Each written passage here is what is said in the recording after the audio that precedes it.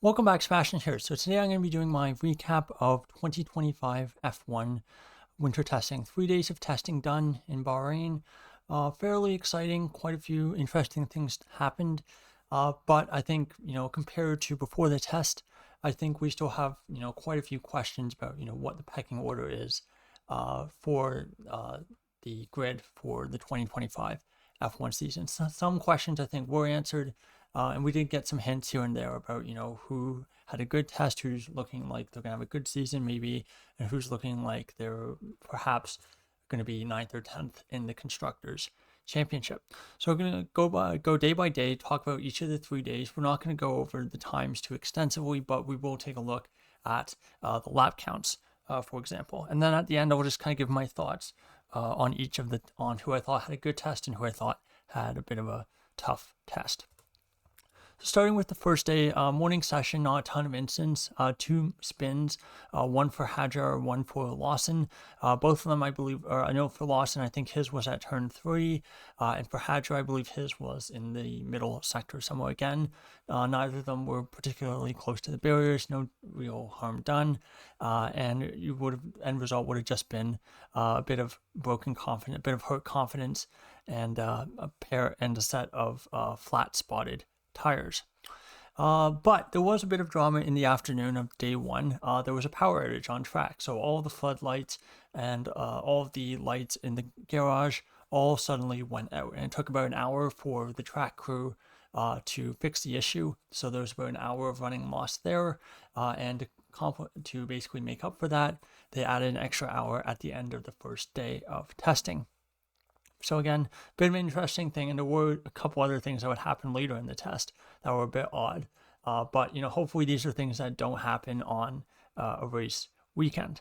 So again, just like the teams, hopefully the track will also, again, maybe having some of its teething issues as the season gets going. But again, I can't remember a season where we've had this many strange off-track issues for a test. So again, looking at the lap times for the very first day of the test, Lando Norris led the charge with a 1:30, 4:30 there, setting the benchmark there. Now, in terms of lap count, driver who set the most laps on that first day of testing was, let's see, who was it? I believe, Esteban Ocon with 88 laps down in 19th. Haas opting for a very, very different run plan than the other teams, but a very similar one to the one that they executed in 2024 to, I think, pretty good effect. So makes sense that they would kind of stick with the same kind of plan, focusing on high fuel long runs and not worrying too much about one lap pace. In terms of cars that didn't have particularly high lap counts, I believe, let's see, I think it's at Stroll. Yeah, I think Stroll was at the bottom there with 42. So again, not great there from Ashton. I think both Astons had multiple incidents on day 1 where their running was interrupted by some kind of technical issue. Now, moving on to day 2. Now, for day 2, we actually had some rain in the morning session. That kind of meant that there was pretty limited running for about an hour and a half or so. And I know going into the preseason tests, teams were allowed to choose which tires they wanted to bring. And I think Aston Martin and Haas both opted to bring intermediate tires. I think Haas also brought a set of wet tires. I know people thought they were crazy because, Bahrain's in the desert. And I don't think we'd ever actually had a wet session in Bahrain or any of the, or Saudi or Abu Dhabi before, where those tires were used. So again, a lot of head scratching about why those tires would be brought, but lo and behold, the morning of the second day of the test, it was raining, and raining enough that it was actually really hampering conditions on slick tires. Drivers were having moments. Again, no crashes, and Haas, as you can see in the picture, with Ocon, even opted to do a couple of laps on those intermediate tires. So again, thought that was a bit interesting there. And we did have our one, I guess, and only contact incident of the test where Nico Hulkenberg and Oscar Piastri made contact at turn 8. They've been providing, at the test, they provided these really interesting overhead shots where they basically had like a drone or some kind of mounted camera basically right above each corner well, not every corner, but certain corners where you would expect, overtakes and such, to give like kind of a unique perspective. And so I thought, having that was pretty interesting. So you can see basically Hulkenberg, I think, could see Piastri coming, gave some space on the inside, but Piastri basically kind of just missed the apex, as you can see, and made contact with the rear of Hulkenberg's car. Luckily, no damage, no punctures, anything for either of them. But again, given that it's testing, you definitely would not expect to see incidents of that kind during a session. So again, looking at the final classification for day 2, a bit of a surprise. Carlos Sainz set the benchmark, a 129. What is that? 129.348 with 126 laps. Again, for Sainz, he did the full day of testing, so not participating in day 3. And the fact that he's moving to a new team makes sense that he would want to do some run on low fuel just to kind of have a sense of what the car's like in qualifying trim. That's kind of an explanation for why Sainz would suddenly be at the top. I don't think we're expecting, I don't think anyone's really expecting Williams to fight for the title, but again, they do look a lot better than they did last year. Again, if you look at the other drivers who only did a half day, I believe, let's see, was it Ocon again? No, it was not Ocon. I believe Hadjar was the benchmark, 94 laps, most of anyone there. In terms of fewest laps, I believe 40. Is that, yeah. I think Gasly with 40. Yeah, I think Gasly with 40 was probably the lowest. So again, a bit of a compromise running in the morning because of that rain. So makes sense that drivers who only did the morning session would have a bit of a lower lap count.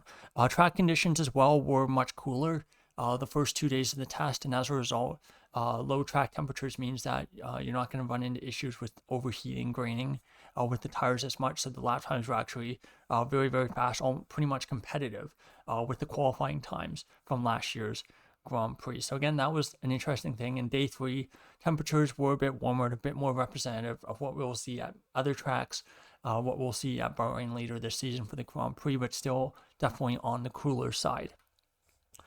So day 3, a couple incidents did happen. I think the one big one in terms of cars was that the Ollie Behrman's engine cover basically got detached. What I heard was basically car teams have basically been running so close to the weight limit. They're trying to cut as much weight as possible, and it seems like either with the engine cover itself or with the fastener, basically how they fasten it to the chassis, they basically skimmed a little bit too much weight off of it. And the structure basically just failed. So they might have to reinforce that, add a little bit more weight there, but again, not really a big issue. But again, you get to see some interesting shots of kind of the underneath of the interior of that hat. So again, a bit of an incident there. Then there were also a couple of red flags, both for things non-car related. So the first one was, I think, a rock, either from Behrman or another car. It went up and it shattered the glass inside the box where the checkered flag gets waved at the end of every Grand Prix, and where basically race control starts every race. That's where, of course, Charlie Whiting, when he was race director, stood at the start of every Grand Prix, and that's something, if you watch old Grand Prix, you can often see. But yeah, basically a rock came up from the track and shattered the glass, and you can see basically the shattered glass here at the bottom. So shattered glass, pretty sharp, basically an almost guaranteed puncture if you run over that. So pretty easy red flag. The other one was pretty bizarre. And that is, of course, the picture below it, where for some reason a bus going around the outside of the track took a wrong turn and ended up in the runoff area of the track. And again, having something like a bus in the runoff area of a track is a big no-no. And so, a red flag was caught. So, and I think the FIA was going to look into how exactly that happened. Is that something that's a pretty big red flag, not in the literal sense, but in the sense that that's something that should definitely not be happening when cars are on track. So again, 2 pretty bizarre incidents, and also with the power outage on the first day, you had 3 red flags that were caused for very, very odd reasons, things that you definitely would not expect. Now, other incidents from that final day, a couple spins. You had Verstappen spinning at turn 1, and you also had a moment for Norris in the picture below earlier in the day where he had a bit of an adventure, didn't hit the barriers, but got, relatively close to hitting them. Now, looking at the timesheet for the final day of testing, George Russell set the benchmark there with a 129.545. In terms of best lap count, That would be Albon with a 136. Of drivers who only did a half day, I believe Ocon was the benchmark there with a 102. Lowest lap count for the third day was Lance Stroll, who only did half of I believe the afternoon session as he was feeling unwell. So again, a bit of a shame there, as I feel like he probably had the lowest lap count of any driver in the test. But again, he has a lot of F1 experience and same team as last year.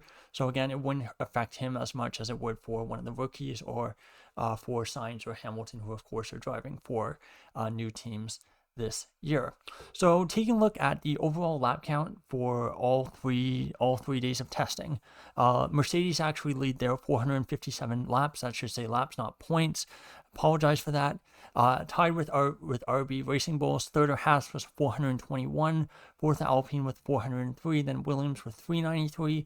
Ferrari with 382. McLaren seventh with 380. Sauber with 357. And then a fair gap down to Aston with 306 and Red Bull with 304. Now, I don't think in any way this is going to be exactly what the pecking order is at the end of the year or even for the start of the year, but it is interesting to see that, a team like Red Bull, who I think everyone kind of expects them to still be a top 4 team. They had the lowest lap count of all 10 teams on the grid. So that's, again, a bit of an interesting one there. Now, just in terms of kind of overall how I felt teams did overall, I think it's very, very close. Realistically, the top 4 teams, McLaren, Mercedes, Red Bull, and Ferrari, are still going to be the top 4 teams. And there's going to be a bit of a gap to the next kind of chasing group. In that chasing group, I think Williams have made a really big step up, and they potentially could be on top of that. Alpine look good as well. Aston, there's a big question mark about them given how little running they've done. They could be in that group, but they also could be near the bottom. So I think they're a big wild card in the sense that no one's really sure how to assess them. I would say the same about Haas, just because of the type of running that they did. A lot of focus on high fuel, long runs with very, very little low run performance to really compare with the other teams. RB as well, not great, nothing really headlining, but again, I think they're going to be probably towards the bottom, and I would say 8th or 9th in the pecking order to start the season is pretty realistic for them. For Sauber, unfortunately, not a ton of good news. It seems like there's pretty wide consensus that Sauber is probably the worst team to start the season. They're slow, and it's also not an easy car to drive, which is 2 characteristics that you really don't want in an F1 car, especially for a rookie coming in. That can definitely make your life a lot more difficult than it needs to be. Other, I would say, car-specific changes compared to last year. I think that the McLaren, it looks very, very good, and it seems to be the consensus favorite among the top 4, but again, still very, very close. And even though it is very quick, it does seem to be a little bit more unstable than it was last year, and it does seem to have a bit more rear instability, which could give its drivers, Norris and Piastri, some issues if that is something that is indeed the case over the whole season or even part of the season. So again, I'm going to have to come up with some predictions based on those 3 days that we saw. That's probably going to come out end of next week, or in the or towards the end of this week. I'm going to do my driver rankings for the 20 drivers on the grid before that, and then we're going to do season predictions after that. So there you go. There's your recap of the 3 days of winter testing for 2025. Cars look reliable as ever, so I would expect very, very few mechanical retirements like we saw last year. And I do think pecking order is going to be very, very tight, and I do think it's going to be we're in for a really exciting season of Formula One. So again, thank you so much for watching, and goodbye.